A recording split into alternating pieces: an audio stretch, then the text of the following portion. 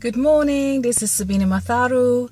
I'm the founder of Reach for Greatness, and this is another episode of the school run, where I'm basically just talking about keeping a diary of what I'm doing in my business and also sharing hints and tips for you as well. So today I'm going to talk about how I managed to reduce overwhelm and panic in my business by doing what?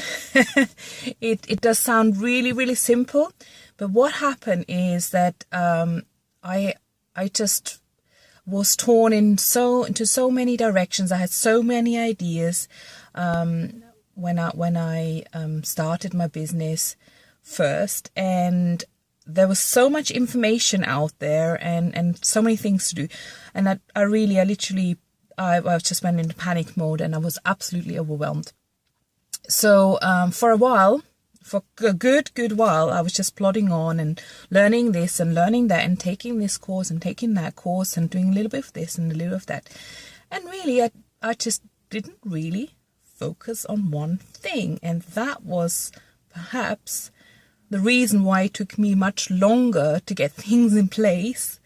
And I realized that later on that it's just one thing that you need to do in order to, bring focus back into your business and make things happen. And that is the main thing.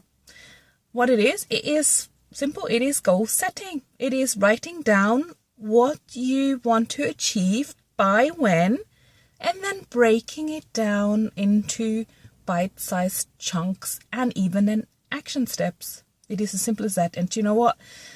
I'm quite ashamed of it because I am actually a project manager by trade. When I was in corporate, I was a project manager and I was managing other people. I put project plans together, believe it or not. And in my own business, I didn't even think that far. I didn't think that was important. But it really is important. And what I did, basically, a simple exercise. It's really about being clear around what your not only business goals are, but what are your goals in life. What would you like to achieve through your business? Why have you started your business? Is it that you just wanted to be your own boss, or you wanted flexibility working around children, or did you want to pursue your passion? So there must be a deeper reason as regards to why you're doing this business.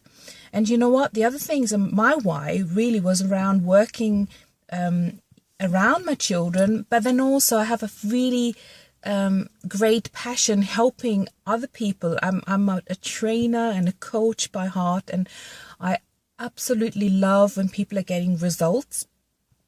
And really that was really driving me, and that really, just being clear around that was really motivating me. At some stage, however, I realized that I was working long hours, and perhaps even longer hours than I would have worked in the corporate world, where I really caught myself, and I thought, well, that's not why I've started my business. I wanted to be flexible around my children, and I wanted to spend more time with my children. Yes, I want to do what I love, what I'm passionate about, but I also have my boundaries. I've also got a lifestyle that I want to achieve.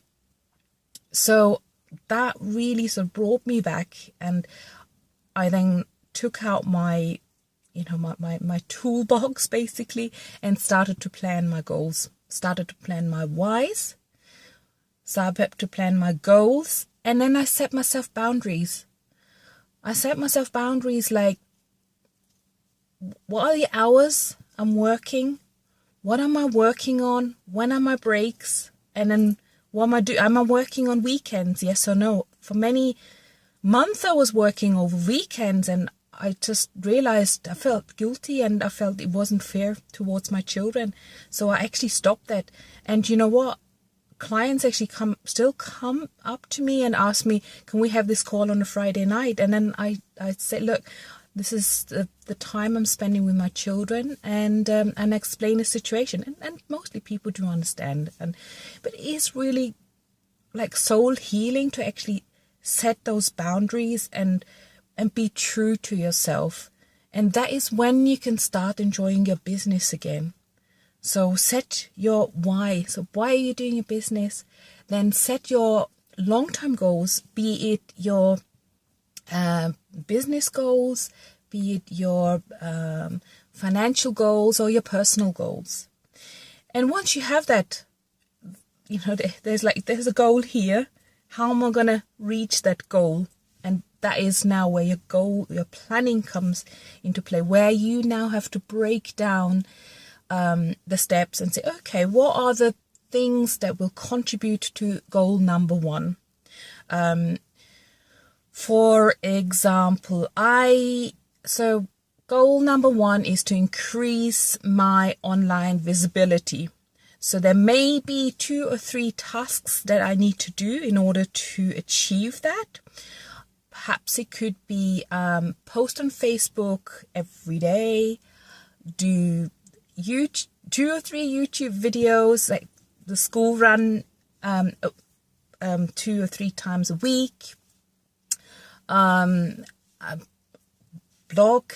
put a blog post out once a week, whatever it may be. These are the sort of the sub goals that you will need to plan out, and that means that these are your tasks, or you could say, these are my daily activities, or perhaps I need to do something once a week, or perhaps I want to do something once a month.